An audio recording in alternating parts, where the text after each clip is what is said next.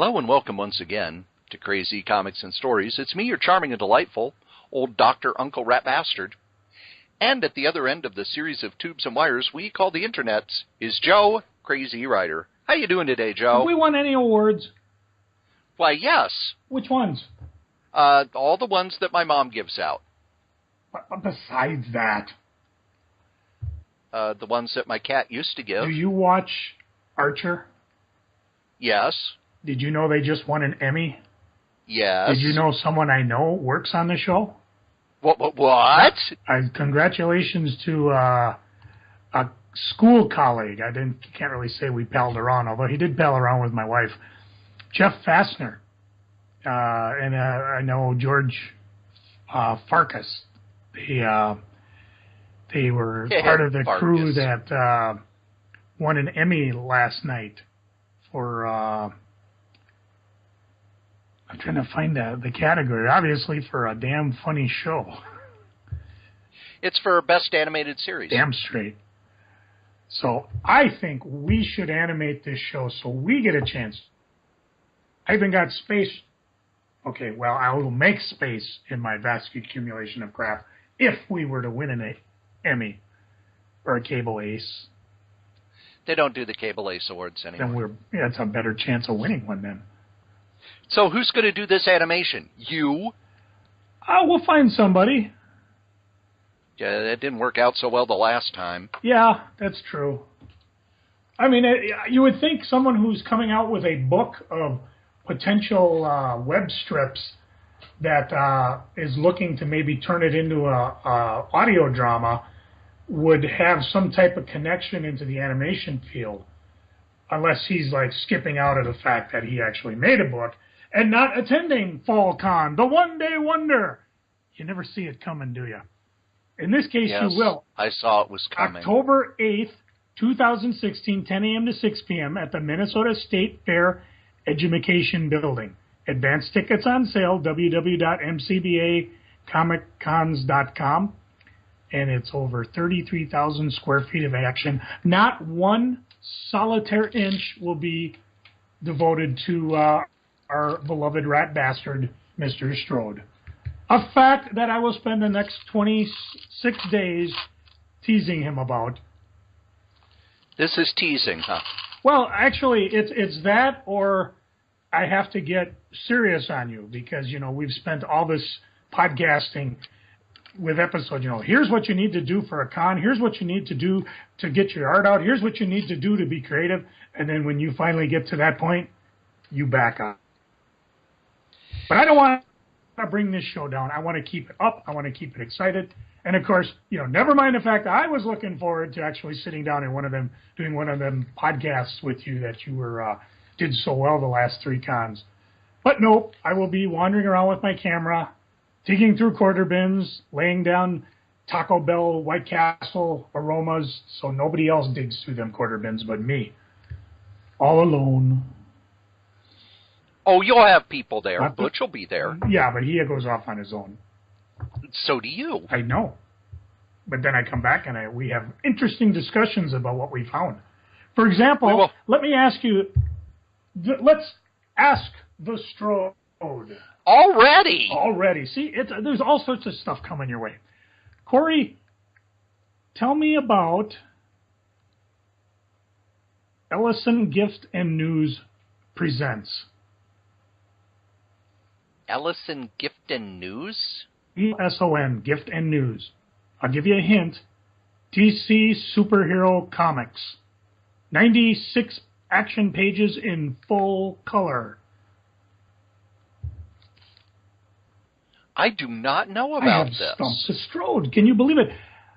We may have to have prizes for when I get stumped. 1981, Ellison Gift and News paid DC Comics to repackage some of their comics into Ellison Presents Superhero Comics. They all have the same cover with a change of background art, and the interiors were pulled from existing DC comic books, including original ads and letter columns, if you remember what letter columns were. Now, were these comics that had been printed up and returned, or somehow DC had them around? Well, that's the debate. Just stapled them together? That's the debate about the interiors, because at the time, DC had a similar deal with Lion-O Playworld and produced a similar 5-issue series with them. Same covers with a Playworld logo dropped where like the corner would be where we think of like the Marvel thing. Right. Interiors were different, pulled from different DC comics from the 81. But because the ads are included and nearly all the material comes from January 1981, many people believe that these were but returned remainder copies of the original, which were literally pulled apart and glued back together with a new cover. I actually have one here. I mentioned it because I found it in my vast accumulation of crap. And I'm kind of looking over it. It is, like, I've got number 4 here. Let's see, Secrets of the Legion of Superheroes, Volume 1, Number 1, 1981.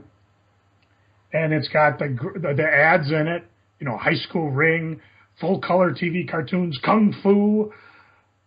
And let's just keep flipping through. And at the end, it goes, Secrets of the Legion of Superheroes, on sale November 13th. And then the next issue is Brave and the Bold, number 27. I'm sorry, number 170, volume 27, because they still follow that. It actually has the letter pages on it. And then it's almost got to be like you said, they just put them together because there's no editing at all. At the end, there's a Brave and Bold mailbag. And the third issue they put in here is The New Adventures of Superboys, number 13, which I believe was that. No, that was before the TV show.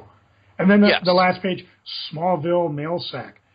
The cover on this one it's not stapled on. It's like they glued. It's like they stapled 3 comics together and they wrapped this thing around. So, and it was, I know with the Ellison one, they did 6.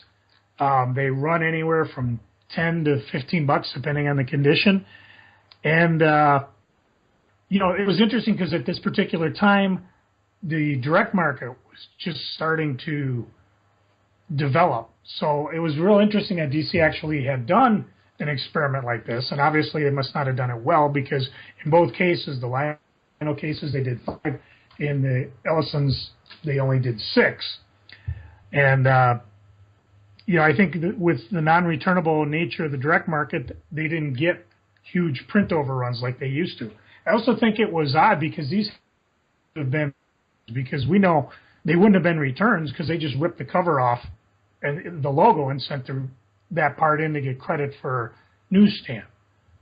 It could be books that weren't distributed. That's what I'm thinking. Like, or they sent to the distributor, and the distributor said, "Yeah, we don't need those."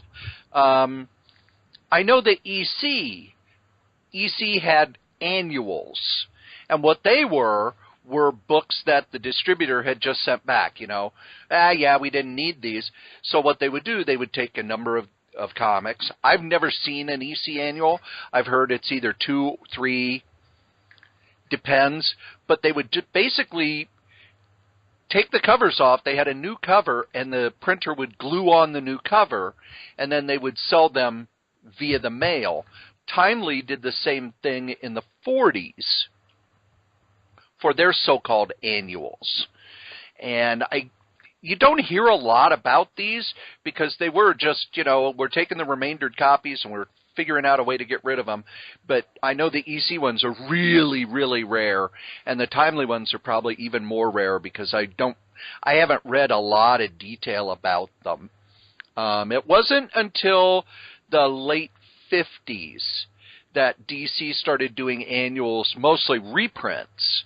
And then when Marvel started doing annuals, it was all new material because the books that they were doing annuals for had not been around that long. So it's not like they were going to reprint a story from, you know, a year and a half ago. But annuals really weren't a big thing until the mid-'70s. And then both Marvel and DC started doing them for almost every one of their books that was selling decent enough. I remember that's where a lot of, you know, my golden age knowledge came from, because they would take these annuals and reprint some old stories in them And there might even have been a new one in there, That was probably the clincher to get you to drop a whole 50 cents on it. And now the annuals just don't seem to... They come out at random times. Because I remember when I was a teenager, the annuals would come out during the summer. Because comic sales would go up during the summer, and you had more spare time in the summer. So I always look forward to the annuals. Especially when, with Kirby's Captain America, it's like, oh, cool, Kirby's going to do a Magneto story. That's going to be awesome.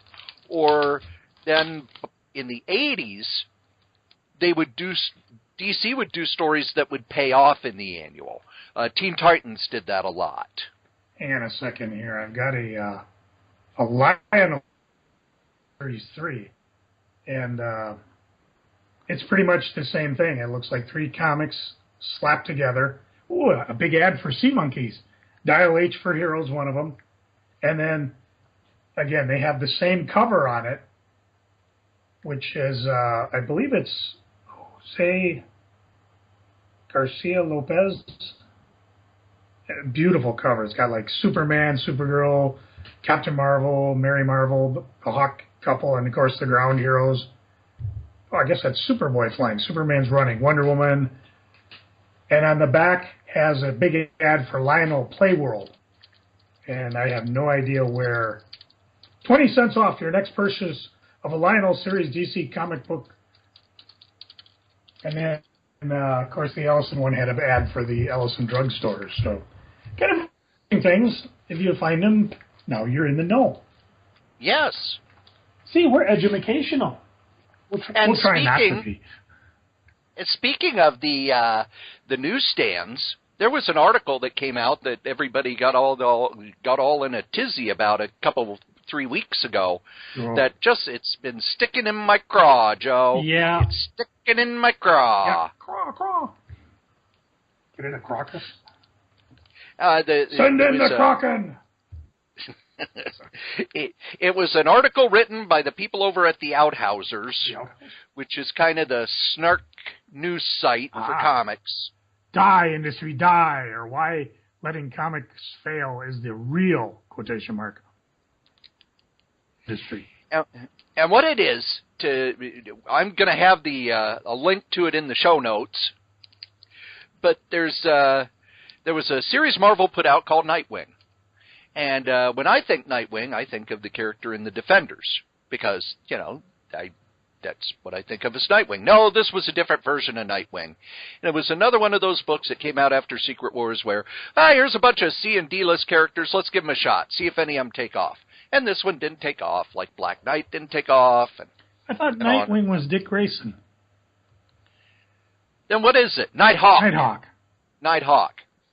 And Nighthawk actually was the Squadron Sinister's version of Batman.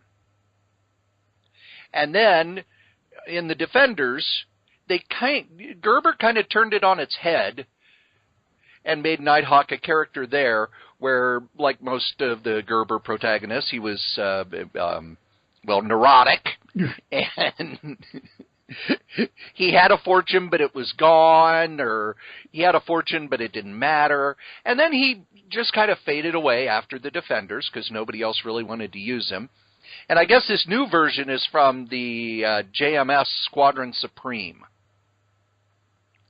And it came out, and it didn't sell well, and it was canceled, and people were like, oh, it's so terrible that a book this good could get canceled. And Nightwave, where have you gone? Next wave. And some of the comic creators said, yep, that's why you got to pre-order your books, so that the shops know to order it. And this guy wrote an article about how pre-ordering is bullshit. And there's a big part of me that agrees. I think it's the worst part of the way the direct market is now, that if it's not Spider-Man, Avengers, Batman, or JLA, you almost have to pre-order it. You have to subscribe to it, pre-order it, to make sure you get it. Because shops are going to go... Doubly sucks, because the preview order catalog is over and over the worst way to try to pre-order a comic book. You know, unless you have an unlimited budget, you can afford a preview. You're one of the, was it the big five now in the front or whatever? Yeah. Even they don't do a good job. I mean, how many times have we yelled at Image because it was like, oh, here comes this book number 1. And go online and look at it. Again, it's one of those things where you almost have to take it in your own hands to promote yourself, because there's almost no good way to get a hold of. I don't even know how many comic shops there are anymore. Not to mention, they say there's around 2,500 to 3,000. Not to mention, comic stores themselves are just a pimple on the buttocks of the publishing universe.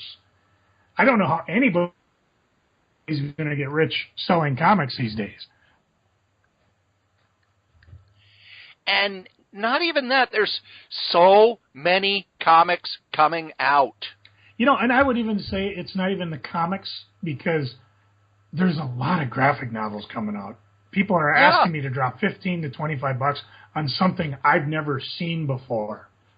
You know, and it's a difficult task. I'm not envious of it. I do enjoy going through the previews catalog, but so much of it I can just gloss right over, because unless you're Frank doing a book for somebody that's not the big three, you probably aren't going to catch my attention. Or worse, you will catch my attention and the book gets canceled. Yeah. I bought one, I forget what it was. I don't even know who published it. I just got note, it's going to be resolicited. If I even remember to reorder it years from now or whenever it comes out again. As a comic shop,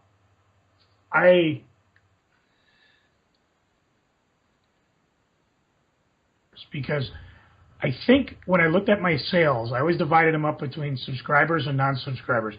At least 75 to 80% of my sales were from subscribers. Get down into pre-orders versus, you know, what people just picked up on the shelf. Although nowadays with the computer systems they have, you certainly could.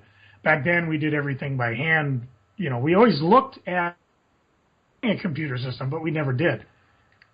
So that means that out of the comic sales, you know, you'd have that 80% that were just pre-orders, or in my mind, customers who would actually week after week, although not necessarily, you know, occasionally people would drop off the face of the earth and you'd be like, where'd they go?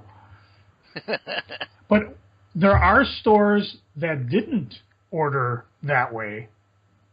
And I don't know how, especially opening up initially. Well, that's not true. I guess when I opened up Crazy Comics, I actually I got like about 50 subscribers that I knew that said, yeah, we'll order from you. And then after that, it was like, well, how am I going to order for the shelf? When I had the big hot comics and I had that, you know, 800 feet long, 12-foot high wall of comics, I could pretty much order small comics or other press comics, even things like what we're talking about, like Nighthawk. Had 2 people order it. Well, I could put 5 on the shelf, see if anybody wants. But when I'm a small shop like Crazy Comics, I hate to say it, I would probably just order just for the shelf, if even that. Because I didn't have the budget as a smaller shop to spend on that and run the risk that, you know what, I may end up eating this because nobody wants it. Yeah. But one of the things in the article, you see, that part isn't what annoyed me. I understand pre-ordering's a pain in the butt, but sometimes you got to do it. It's the way the market is. It's nothing else. No other form of entertainment in my life do I have to pre-order to make sure I get it. If I want a DVD, oh, I didn't know that movie's out. Amazon, click.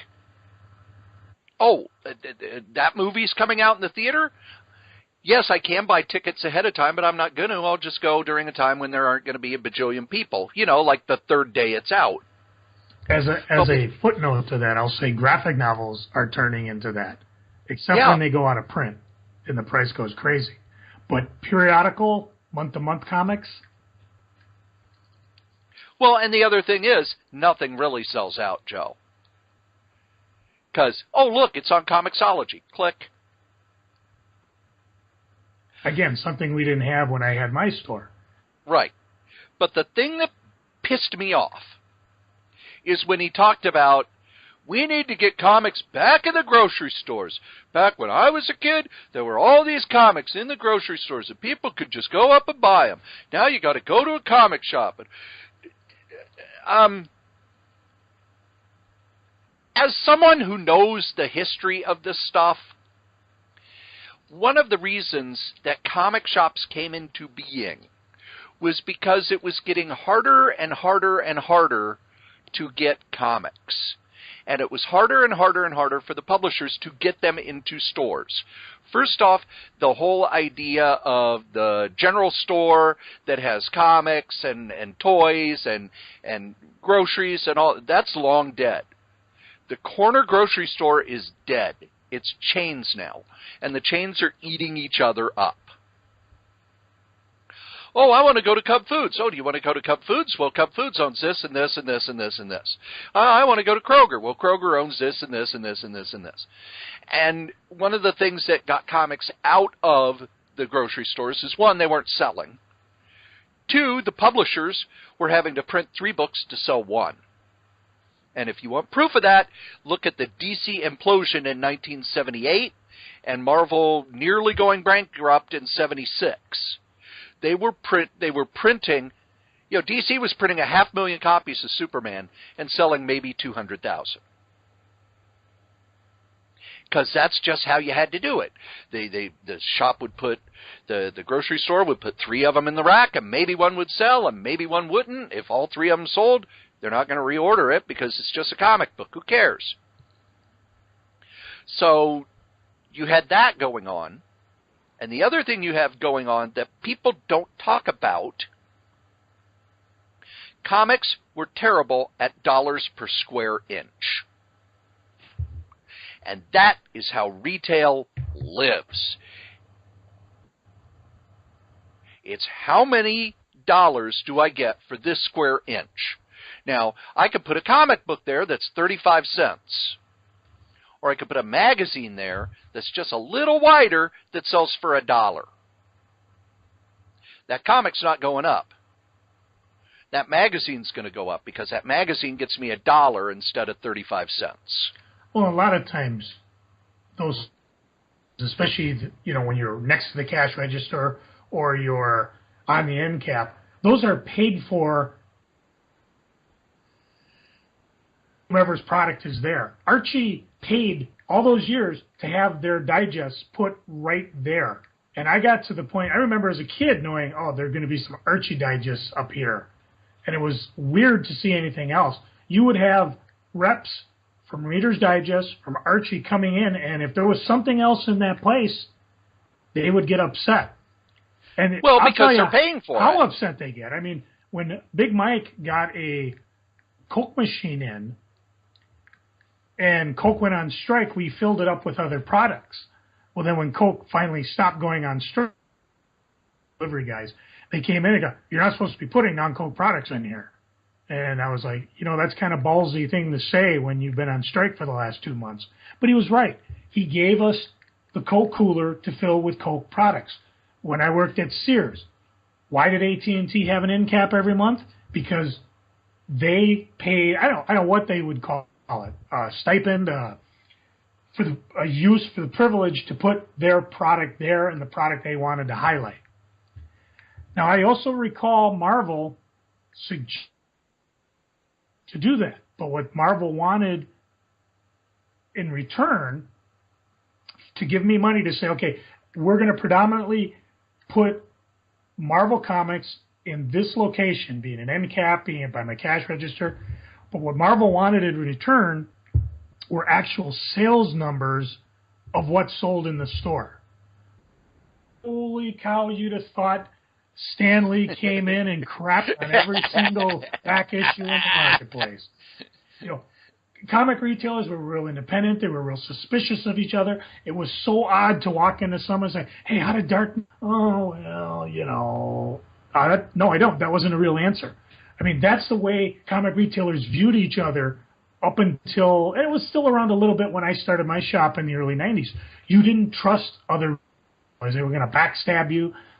They would take that information. Oh, well, I know this guy sold out of this book, therefore I have this book and I can raise it or lower it. Or it was just crazy. I mean, what Marvel asked for wasn't the realm of a professional business relationship, but at the time, Marvel didn't really have a professional business relationship with retailers. And then when shit like Marvel Mart come along...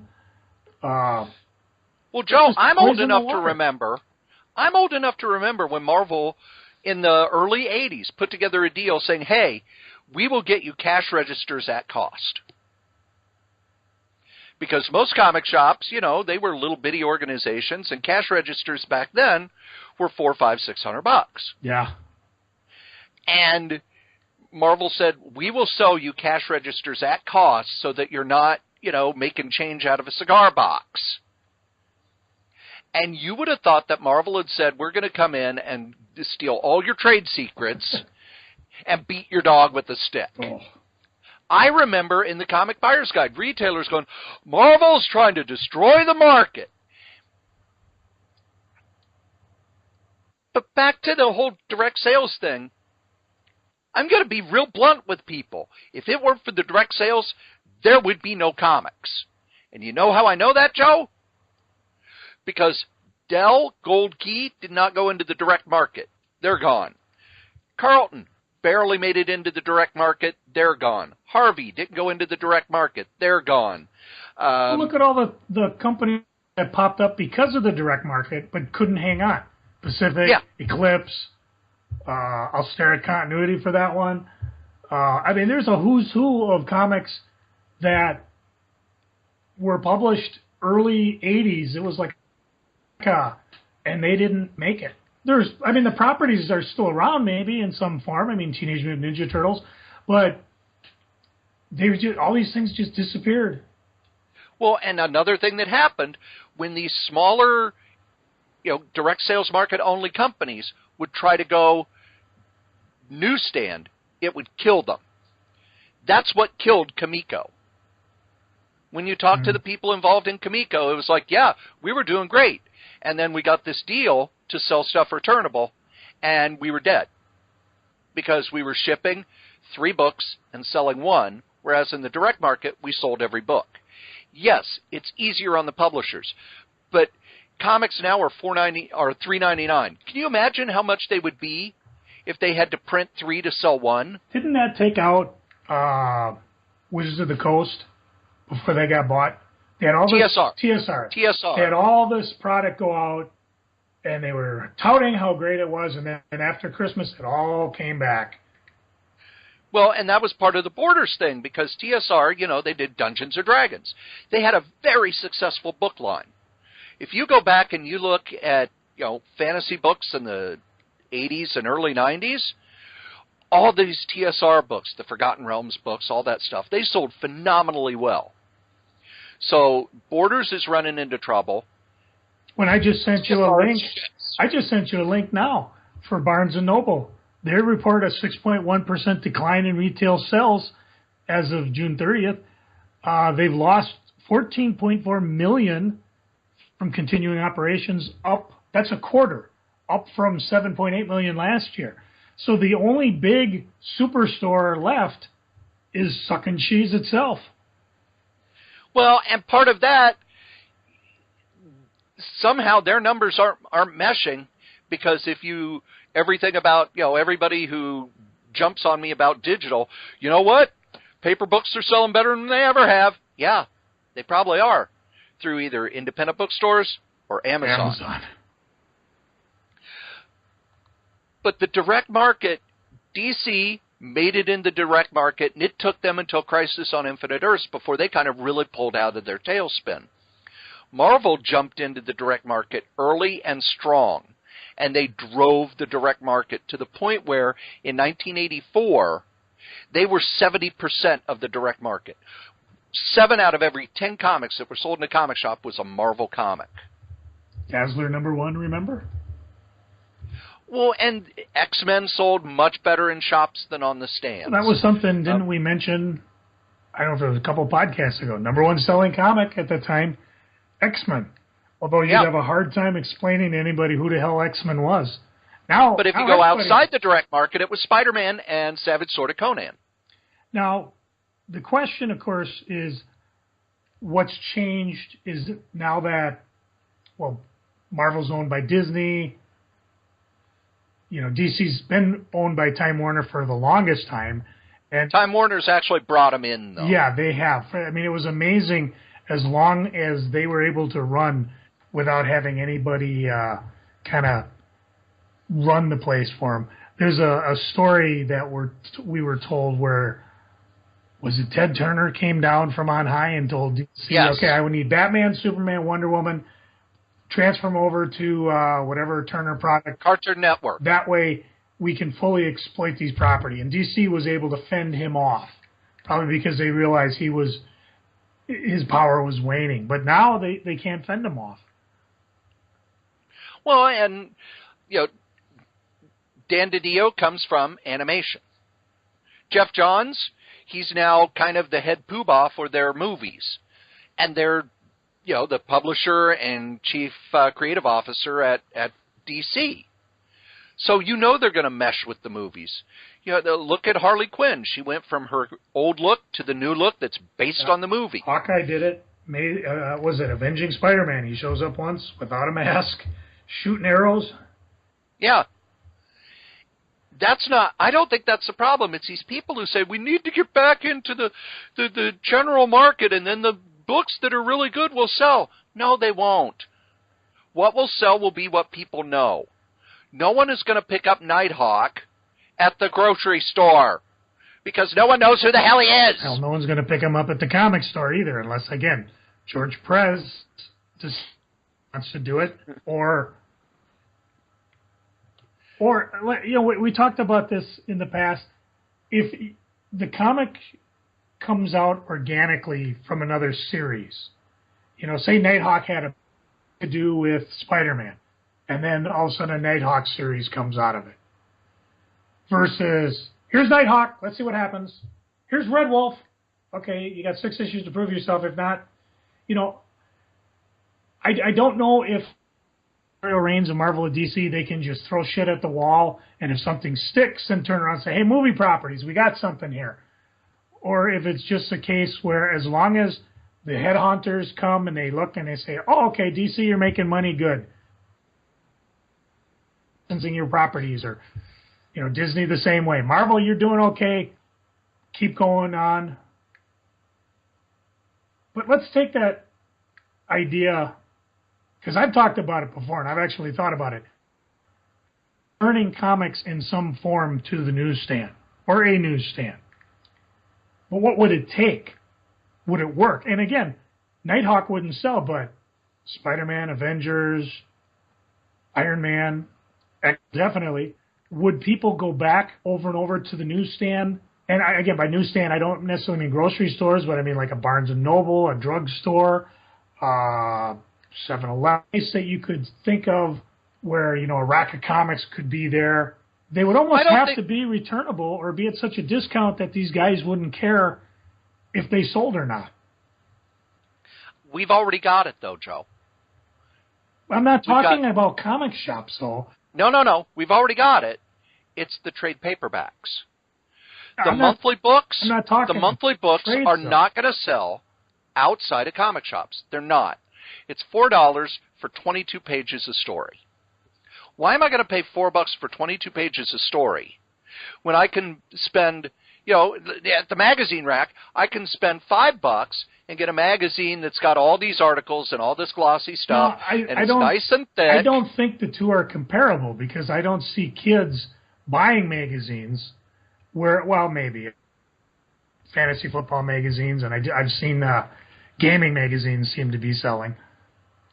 But when I have, again, to change it again, when I had the comic store, I did see kids coming in buying comics.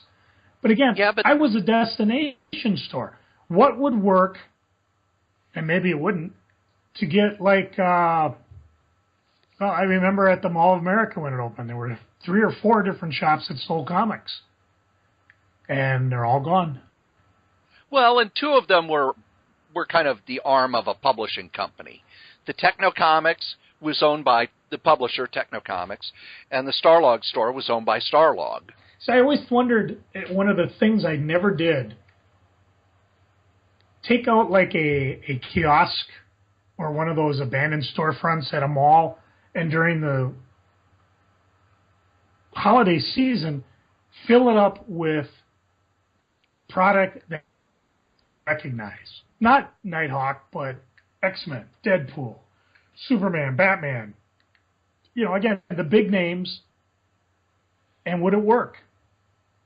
I don't know. I don't think it would. Carry comics. Because, again, Barnes & Noble, you just go down there, and there's the trade paperback. People see comics more as books, and once you get outside the world of the comic shop,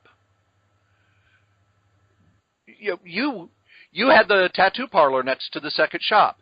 None of those guys came in looking for the individual issues of The Walking Dead. They wanted the trade paperback. They wanted the nice big chunk of story. They didn't want to pay $3 for 22 pages.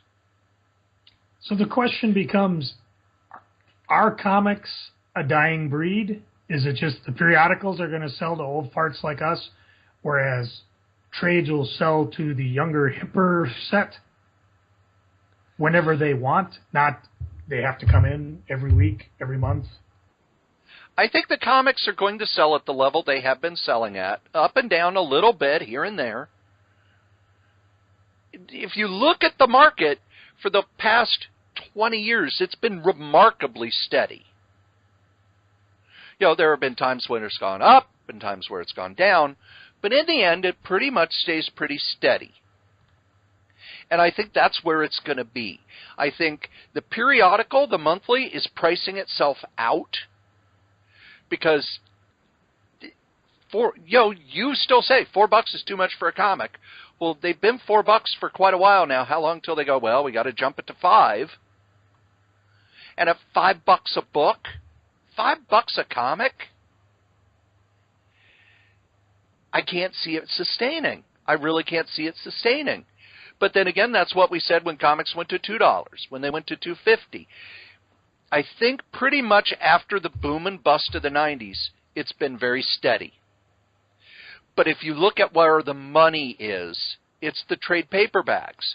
It's Dark Knight. It's Watchmen. It's Walking Dead. It's creating those, what they call evergreens, stuff that sells and sells and sells and sells and sells. Saga is another one. It sells and sells and sells and sells and sells. Marvel's been doing Ms. Marvel comics and Captain Marvel comics for 15 years trying to get the character to hit. And they've always collected them in trade paperbacks.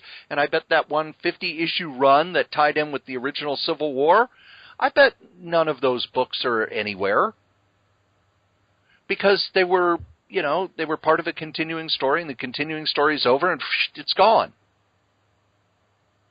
So you think putting them back on newsstands, so maybe if you were to have some type of program, and again, I'm looking at you, Diamond, where you could sell to an interested party, be it a gift shop or a grocery store or whatever, and you almost have to go independent. I can't see a chain like Cub Food doing this, although they do carry paperbacks. And just, hey, we're selling this, we're selling these returnable. I don't know if Diamond would want to get into that. Diamond does not want to get into the returnable business. Now, there are other distributors who are. When you go to the grocery store here in Minnesota, I don't know if it's still Gopher News, but all the paperback books, all the magazines, they were all from Gopher News. And the guy from Gopher would drop off your magazines, and you would return yours, and the same with the paperback books. And, you didn't have a choice of what you got. It's here's what you're getting. Take it or leave it.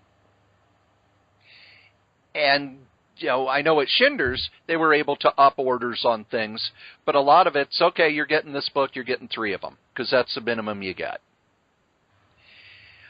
The other article I wanted to touch on is a much more positive article, and that's the new Tilting at Windmills, which has actually moved over to The Beat since Comic Book Resources has gotten rid of all of their columns. We got The Beat. And in it, Brian Hibbs, who owns a comic shop out in San Francisco, one of the biggest in the U.S., talks about DC Rebirth. 2 comic stores. He owns 2 comic stores. And it's one of the biggest out there, and he says that DC Rebirth is blowing off the shelf. For now. And that Marvel Secret Wars 2 is kind of a bust. Because it's late. Well, it's late, and people just aren't picking it up. It's not that interesting. Well, I think a lot of it is you've only got so much money. And DC's putting out, here are all our Rebirth books. Boom, boom, boom, boom, boom. Here's a bunch of first issues. Boom, boom, boom, boom, boom.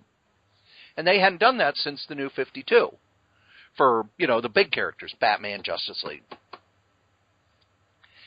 And I'll say this about DC Rebirth. People are happy with it. It's not like the New 52 where people were, by the 3rd or 4th issue, already dropping off and complaining, and this isn't what I want. With Rebirth, most of the reviews I'm reading online are positive, and most of the fan reaction has been positive. Whereas Marvel, even though I'm really liking the stuff they've done since Secret Wars, people say it feels off. Things just feel off. And Joe, as a retailer, because when we heard about Rebirth, we were like, oh, God, another DC reboot, who cares? What would you do if you would have gotten caught flat-footed on Rebirth? I don't think that would have been possible, because even according to Brian Hibbs, they had a very generous return program in place. So DC already did. I probably would have ordered, again, I would have ordered heavy and gone long. There were second prints and third prints of a couple of the number 2s and 1s, but they didn't do it across the board. A smaller shop, I still would have ordered pretty tight. There may have been ones I wouldn't even have ordered. But again, if they were allowing guaranteed returns, I probably wouldn't have sweated as much. So I think at that point, DC actually you done good. Because at least you had enough of them out there, and you allowed people, they didn't have to rush, they didn't have to worry, they didn't have to pre-order. If there was enough word of mouth on something, ideally they were able to catch on something. Although there were times when I'd stop by one of the stores in town and they didn't have it. Oh, there's more coming. Well, it doesn't help me now, but okay. I'm happy that DC Rebirth is going along well. I haven't caught up on any of it yet because, again, I do digital. I know with Marvel, they run about 6 months behind. I'm really liking the post-Secret Wars stuff. And while I can see people saying it doesn't quite feel like the Marvel they're used to, it's very clear that they know where they're going and that they wanted to do different things. And they're trying to broaden their market. And I think anything that broadens the market's a good thing. DC had lost a lot of fan goodwill. They killed Superman and no one cares. Why? Nobody liked that Superman. They didn't care. The only books that were selling were Batman-related and Justice League.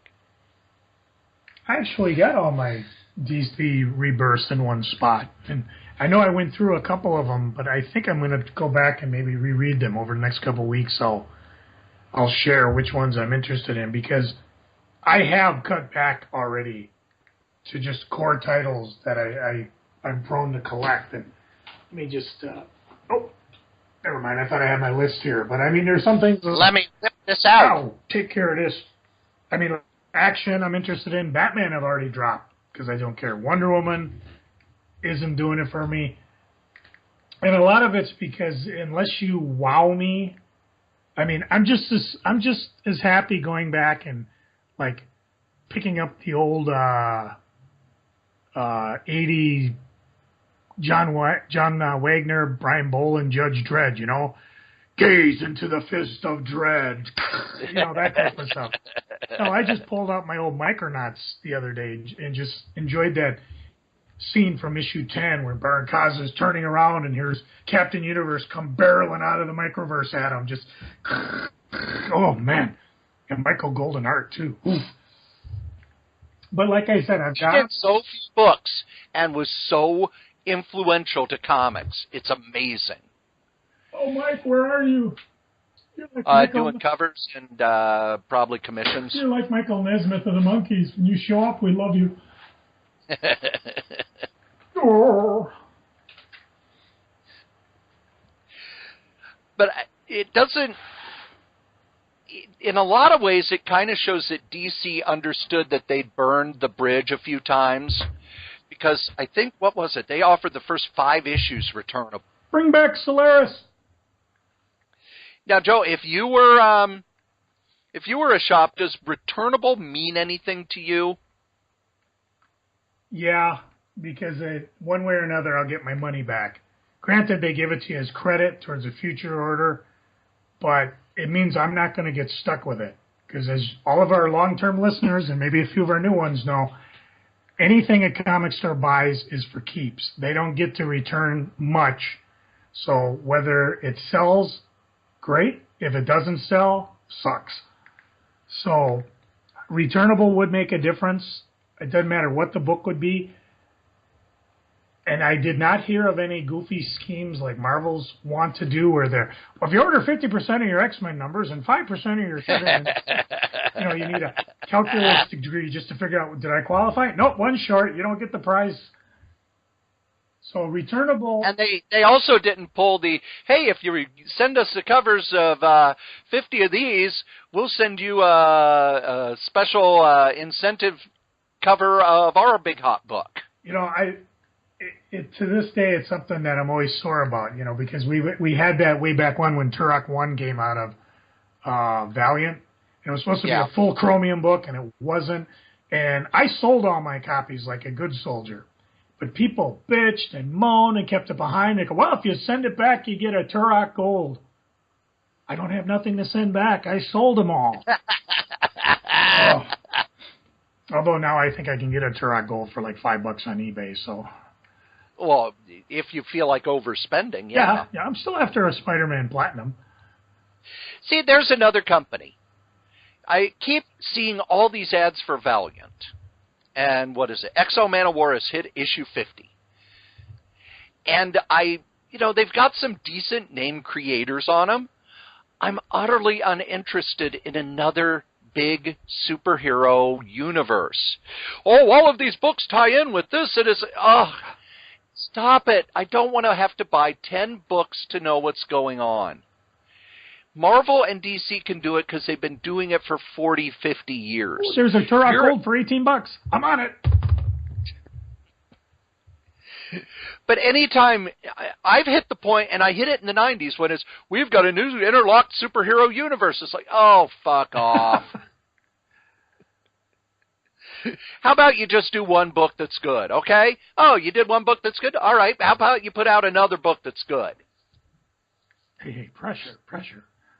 It's like Image. Okay, can you imagine if Image had stuck with all of our superhero books all tie in together? They would have died. You know, there's only one Valiant book I'm interested in, and it's any of the variant covers that Doug Petzowitz is doing, and I haven't seen any of them. Yeah, I keep hearing he's doing covers, but then you look in previews and it's like, nope. Where are they? Nope. You know, unless the lead time is so far ahead, because he couldn't even reveal what it would be. But I'm looking for them. I just haven't found any. But, and, you know, Valiant, you could win all the awards you want. But it's, well, you know, you have to buy Faith and Harbinger and 4001 AD and Rye, because it's a big crossover story, which, oh, no.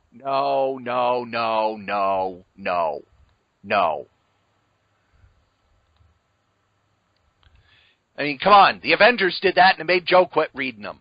Although I'm tempted to start again now that they're back to number 1, and it looks like Mark Waid's doing it again. Well, yeah, Mark Waid's going to do a Champions book. Yeah, that one I don't know if I'm going to buy. Oh, I am. It's Mark Waid and Humberto Ramos. They did Impulse, and Impulse was awesome. You didn't like Impulse? Impulse was fun, but it was also, what, $1.50? Yeah, but it was fun. You're no fun. Yeah, but I'm going to FallCon. What's your excuse? You know who's going to be fun, Joe? Who's that? These guys, our sponsors. Yes, here at Solitaire Rose Networks, we have ads. That's right, we have ads. Just like every other podcast. Come on, it's okay. Our first advertiser is our longest-running advertiser, and that's DreamHost.com. DreamHost.com is the best, bar none, web host all over the interwebs. You could go to other web hosts. You could go to the ones that have big ads on TV and everything, and they're not going to give you the service, the dependability, and the reliability of DreamHost. Head on over to DreamHost.com. Use the code CRAZY, K-R-A-Y-Z, and get $20 off your first year of web hosting. Another of our sponsors is Dollar Shave Club. Dollar Shave Club has great blades at low prices, and let's face it, you gotta shave. Head over to shaved.by/C19DC. Get you some blades. They're wonderful. I use them. I use all of our sponsors. Matter of fact, head on over to crazycomics.com. Over on the right-hand side of the page, you'll see all of our sponsors. Bombas, Grays, Flaviar, Dollar Shave Club, and DreamHost. If you would like to advertise on any of the podcasts in the Solitaire Rose Network, you can. Just email solitairerosenetwork@gmail.com, subject advertising. And now that we've done our sponsors, we ask Joe, what's going on the eBays? Nothing? Actually, well, I'm still working the massive tire sale. I mean, if Walmart can have a tire sale, we can have a tire sale. So I've spent the majority of the weekend putting up graphic novels that I'm no longer interested in. So it's weird, some of the titles. Walking Dead, the individual graphic novels, because I've been really reading it in the compendium format. So I got compendium 2, so I sold all. I think it's like number 9 through 15 I put up on eBay. Star Wars Legacy, it's over, done with, get rid of them. Every so often I find something, like I had a Preacher softcover, which I've already replaced with hardcovers, so I put that on. A lot of these, what I've done is I've gone online and I've figured out who's selling them the cheapest, and I undercut them. So if you're real interested, not only in that, but I also got all the variant covers at half price, because damn it, Daddy needs 4 tires. That that stuff's expensive too. It's going to be over $500 to get those. When did tires get so expensive? Why are comics $5 a piece? I can't handle this. Go crazy. KRAYZ. However, there was one thing, Cory, I wish to ask you about. Can you believe it? This is our second Ask the Strode. Our second Ask the Strode. Yeah, hang on, I gotta find it now, because I thought I was alone. All alone. No, I was sneezing. I don't sneeze into the microphone when people are listening. I'm kind that way. He is.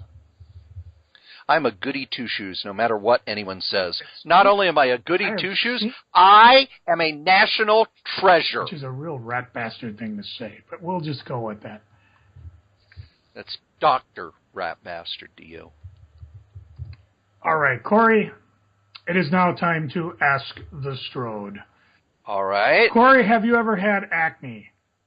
Yes. Do you know who the X-Men are? Yes. Do you have a copy of Marvel Collected Edition Volume 1, Number 1, X-Men Stridex promo giveaway comic from 1993?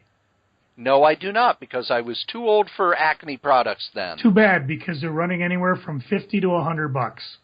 That does not surprise me at all. It's weird, because I found this in my collection, and I Don't know what I paid for it. I picked it up at one of the dealer shows I went to way back when. And I had a delve of a time trying to figure out where it was. It wasn't under X-Men. It wasn't under Stridex. And then finally, if you look on Atomic Avenue under Marvel Collector's Edition, you find 4 comics. 3 of them are the Pizza Hut giveaway comics that we've talked about in the past. They're not worth anything. The Stridex one is, which is really weird, because that means in as little as 3 weeks, I have found in 2 giveaway comics that are worth serious money. The aforementioned one that was allegedly a CIA drop, the Grenada comic book, and now this particular X-Men Special Collector's Edition, brought to you by the makers of Stridex. So if want for a pimple, you did not collect this, you can get one off of eBay, and of course mine's the lowest price. And it was, you had to mail away for it, I do believe. I don't know. There was little information, and I haven't really Googled much to find it. I remember the ads for it. Maybe that's why this one went up, because, I mean, Ma, I need you to buy some Stridex. Why? I need an X-Men comic. Get out of the basement! Why don't you wash your damn face instead? My dad said, just scrub it till it stops bleeding. Yeah, that was helpful. KRYZ, if you see anything there, the best way to let me know you're a listener of this here show is to drop a note when you buy the comic or in your PayPal payment. And then, like I said, I'll just grab something off the vast accumulation of stuff. Like if I were to do it right now, I would reach right over and grab me the 25th anniversary edition of Spider-Man, Rock Reflections of a Superhero. Oh. Which you can pick up for $5 on eBay. Oh. I think I got this from Gruber for $5. Oh, that's still too much. You know, I saw some terrible music. I saw one of those, somebody on eBay actually had the full record album, which I guess is super rare, for about $100, collector item. I'd never seen the record before.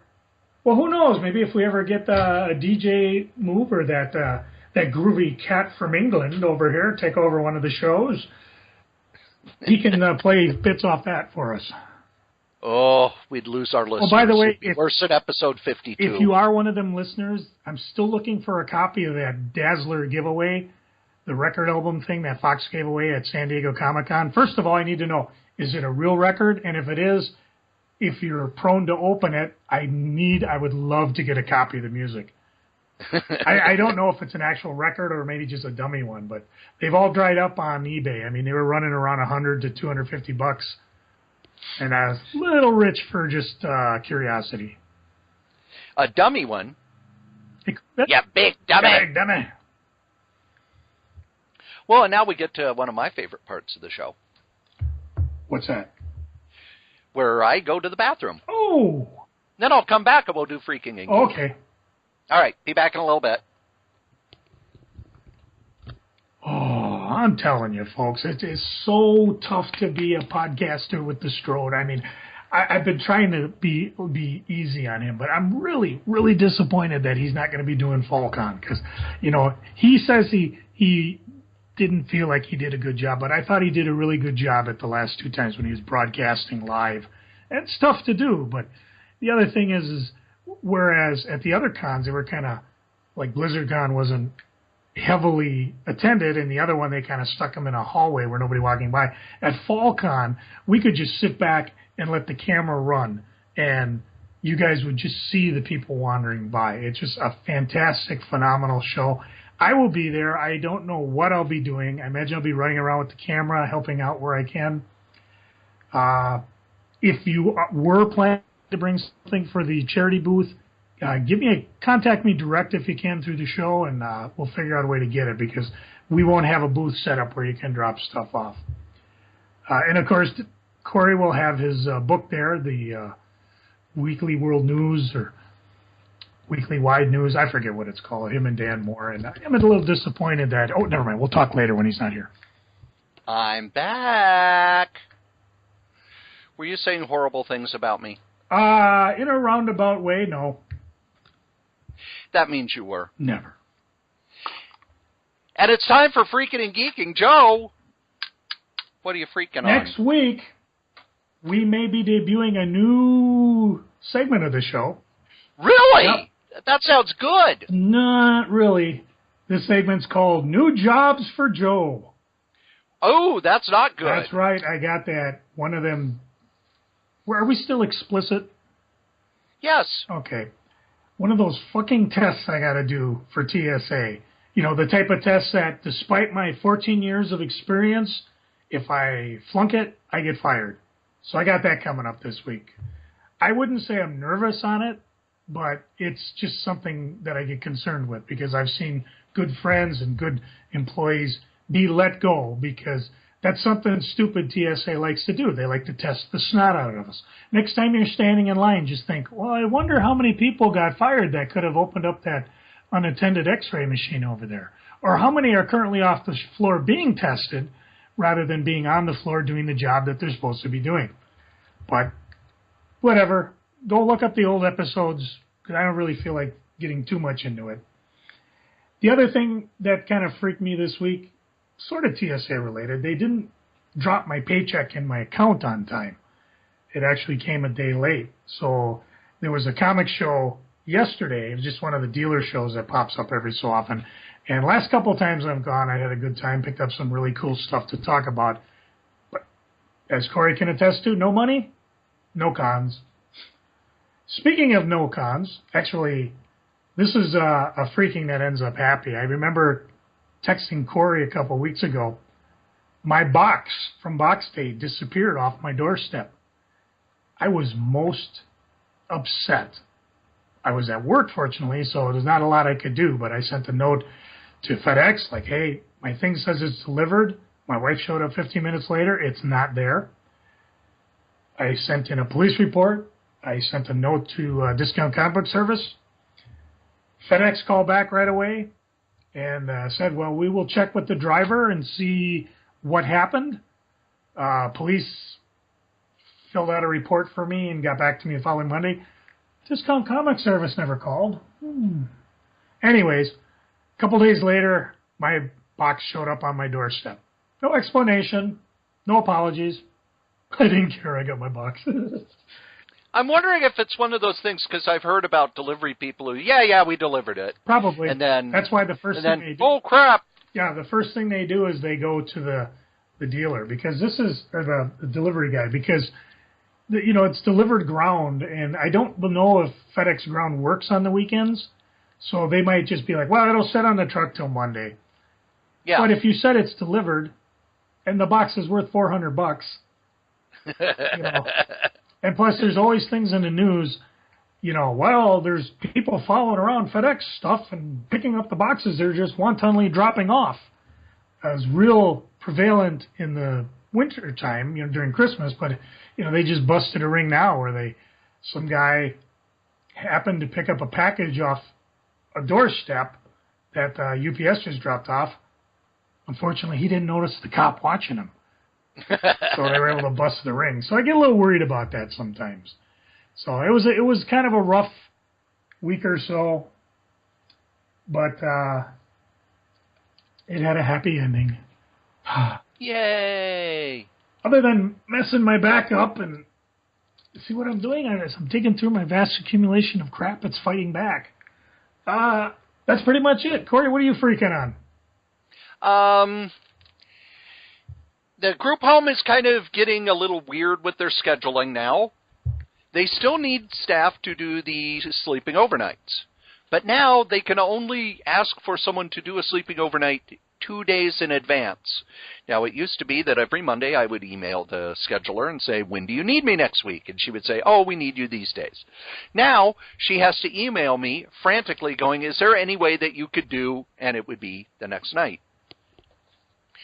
They have already run into trouble because they were unable to get anyone to work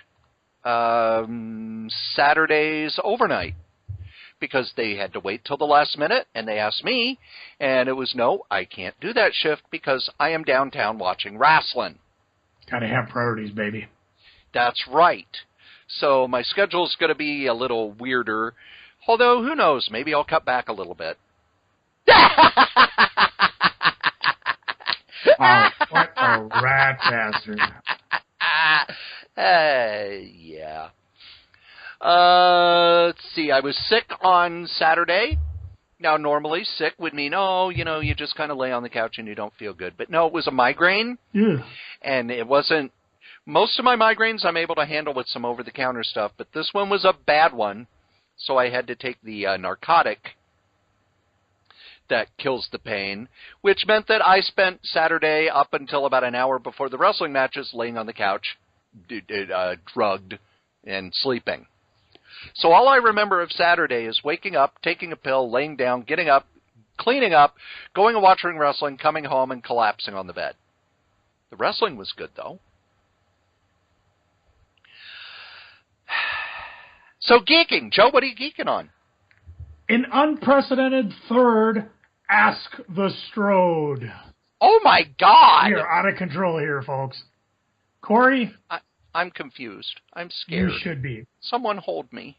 All right, well, we'll start out easy. Cory, are you a fan of Jack Kirby?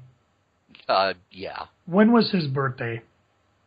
It was the 26th, 27th? One month. Near the end of August. Yep. We'll give you that one, August 28th. He would have been 99 years old. Cory, yes. Do you know about the Kirby for Heroes campaign? Yes. And what do you know about it? It raises money. For the Heroes Initiative. Yes. And they're doing... I actually looked on eBay at the sketches, and what it was a bunch of people did sketches or full-out hardcore full-board drawings of Kirby characters, put them up on eBay, and some of them were just incredible sketches. I bid on a few of them, and they very quickly went out of... very quickly went far beyond what I could afford. Artist Phil Hester drew 99 Kirby-inspired drawings on, I believe, the August 28th, because they had a big thing called Wake Up and Draw, where more than 50 artists got up and drew. And then the stuff, it's in a special art gallery at comicartfans.com.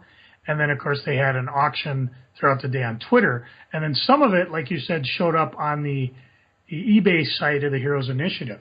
I actually won one of them.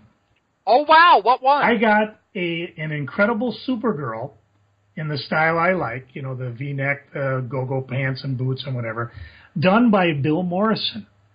Oh, cool. Bill Morrison I did see that one. Is a comic book artist, co-founder of Bongo Comics, and creative director of Bongo Comics forever. Plus, he's an Eagle Scout, so that's cool, just like me. Let's see. We're technical artists for Artec Inc., and he's done all sorts of things, including The Little Mermaid, including a controversial image. Ooh. So it was really kind of cool. I mean, I don't know how common his artwork is, but it was a really nice piece. It was about a little smaller than a comic current size cardboard. Just gorgeous for the Heroes Initiative. So, I get silly when good charities are involved. And I'll be interested to see what they do for Kirby's 100th birthday next year. I know Marvel did a week of Kirby on their website. And, a lot of my friends did where they would read Jack Kirby stuff. I read Jack Kirby stuff every week, so it wasn't all that special for me to read Kirby stuff. If you go Kirby for Heroes, you can still mail in contributions to the Hero Initiative, and they still got some stuff up on the Hero Initiative eBay site, so it's always worth checking out as well. So pretty excited about that. In terms of comic books and stuff, I got my Oh My Goddess Volume 4 and read it in 2 days. Oh, I love that series. Just fantastic. And, of course, these are the big omnibus size, so I'm always torn between, cracking that sucker open and reading it or keeping it from cracking and reading it carefully so it doesn't fall asleep. After I read something new, I like to go back and revisit something old. I picked out my copy of the Big Book of Barry Ween, Boy Genius, which is all 12 issues of this series created by Judd Winnick. Winnick? Yes. And I had read his Front Page the Clown previously, so I just naturally went in to read his other works. And, of course, Barry Ween is what he says, a 10-year-old boy who is the most powerful intellect on Earth. And, of course, he whatever he does, his adventures usually go horribly wrong due to his best friend Jeremy's clumsiness. And then, of course, they fight to get it right.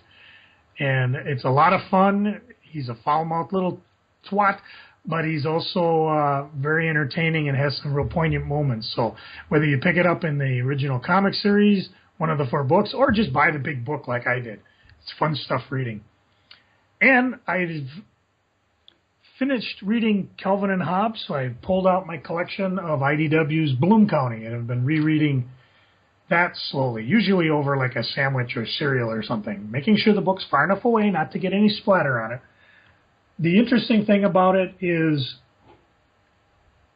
I bought all the collections that ever came out of Bloom County.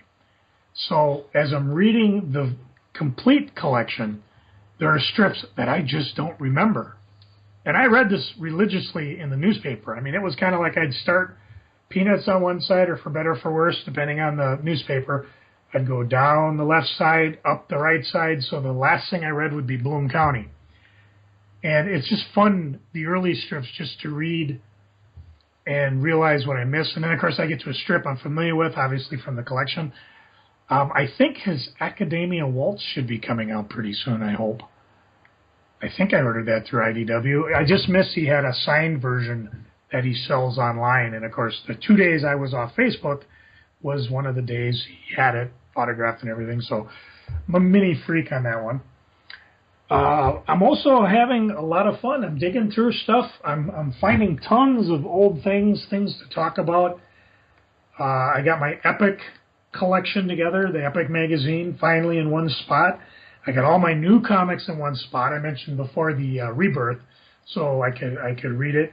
Some of the stuff's going to go on eBay. Some of it's I got to decide. I mean, I've got these big magazines here: Space 1999, Marvel Preview, Marvel Bizarre Adventure, $6 Million Man, Comics Journal. I don't even know what to do with these, if I'm ever going to read them again or not. So I'll look through them and just have some fun. If you haven't, go visit your old collection. It misses you so. Maybe not you, Cory. I've seen your collection. That's pretty much all I've been geeking on. Cory, what you geeking on? What's got you going? First, music. Oh, I'm not ready.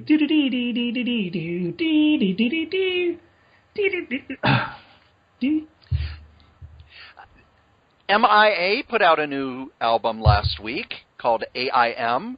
And IBM? If you know MIA, she's the one who did the song Paper Planes. I'm a huge fan of her music.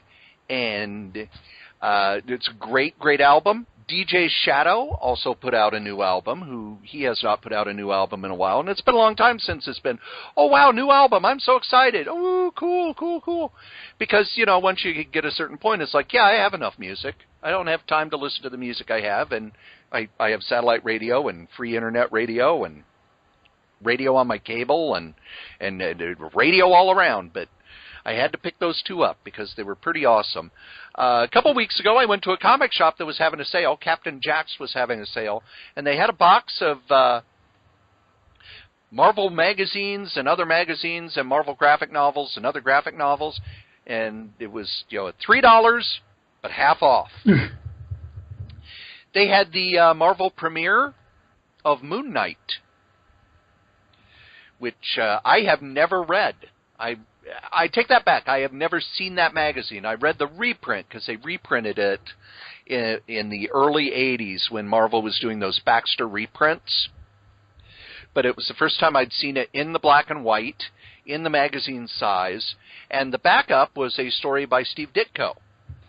And if you want to see a weird mix, the front is Bill Sienkiewicz doing his best Neil Adams impression, and the back is Steve Ditko doing the Shroud, which was another of Marvel's knockoffs, except he was blind. I remember that character. Yeah. I thought he was kind of cool. I didn't like the way he was drawn in Spider-Woman, but outside of Spider-Woman, he was sort of interesting. And it was an okay story. You know, it was very much your late 70s Ditko stuff where you could tell that he just didn't, he was doing what he was told to do. He didn't bring a lot of himself to it, but it was, you know, it's Ditko, it's black and white. It's not as good as his Warren black and white work, but it's Ditko. I also was able to get the book Silver Heels, which was a book painted by Scott Hampton and written by Bruce Jones, which I had never read before. It was a trade paperback that was put out by Eclipse toward the end of the 80s. So it was when Eclipse was running into money trouble. Looking forward to reading that. But the prize was a first print of Detectives Incorporated by Don McGregor and Marshall Rogers. It was a first print. So it's the magazine size, black and white. And I couldn't believe, I have the reprints of that, but they're both color reprints. This is the original first printing. And I'm looking at Marshall Rogers' black and white art, and oh my God, it's beautiful. It's Marshall Rogers right after his run on Batman, right before his run on Doctor Strange.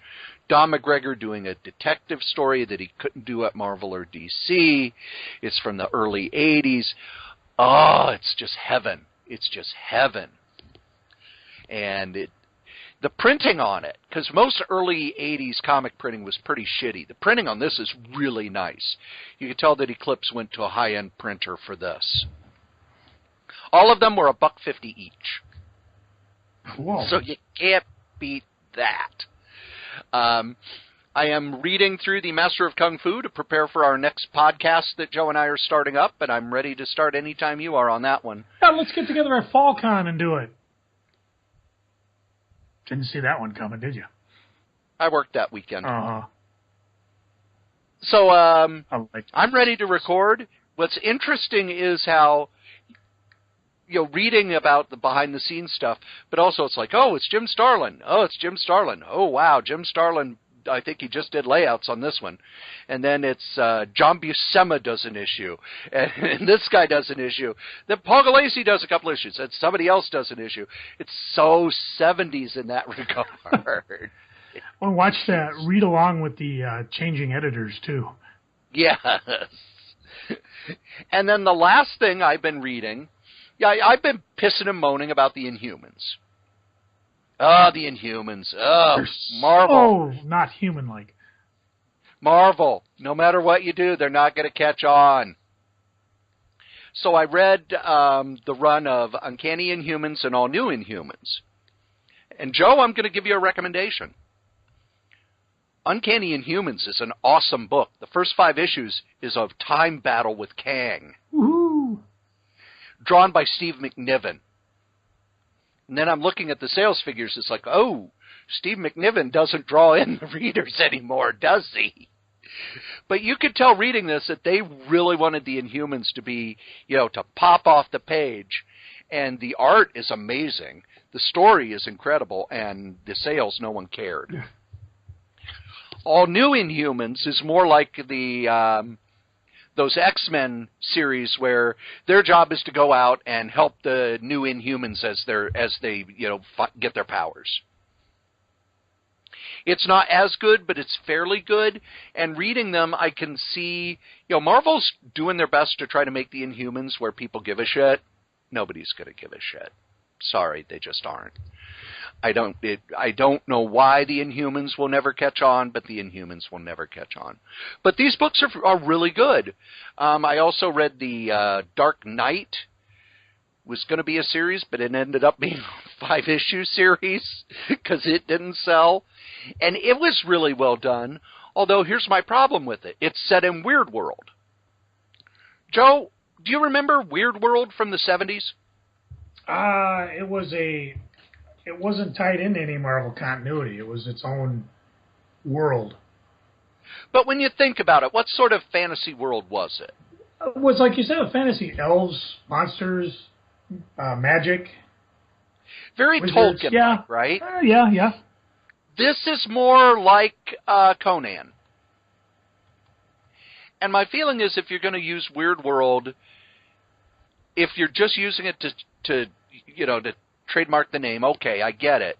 But it did not feel like the Weird World stories of the past, which were more, I'm not going to say whimsical, but they were not Conan. And this really felt like Conan. And they did what they could to try and get it to sell too, because, man, the Avengers show up in issue 2, and they're there for the rest of the book. But nobody cared. It was okay. And one of the things about Marvel Unlimited is these short-run series are really fun to read on Marvel Unlimited once they're done, because it's okay. Boom, boom, boom. Oh, next issue? Yeah, I'll read the next issue. Dun, dun, dun, dun, dun. Next issue? So it's... I really think it's going to hurt their trade paperback sales on some of this stuff, because, rather than going, oh, I need to pick up that Black Knight trade paperback, it's like, I read it on Marvel Unlimited and it was okay. There'd never be an omnibus on this one. Well, the trade paperback will be an omnibus because it's 5 issues and done. Omnibuy. Minibus. Minibus. There you go. A short bus. Maybe that's what we'll call these series that get canceled quickly. They don't get an omnibus, they get a short bus. Well, believe it or not, kids, you've listened to us blather on about funny books for an hour and a half. Thank you. And as we say every week, the comic we like the least, we still like better than the comic that you like the most. Joe? Oh, I feel like dancing. Someone call my mama. Hit my music.